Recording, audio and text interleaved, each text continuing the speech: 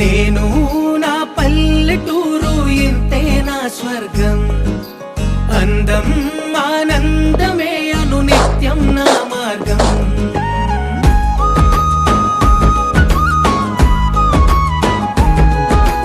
నేను నా పల్లెటూరు ఇంతే నా స్వర్గం, అందం ఆనందమే అను నిత్యం నా మార్గం. పిలిచే రంగుల ముంగిళ్ళు, ఇరుకే తెలియని లోగిళ్ళు, వాగే వరసల వంతనగా మనసులు కలిపే సందళ్ళు.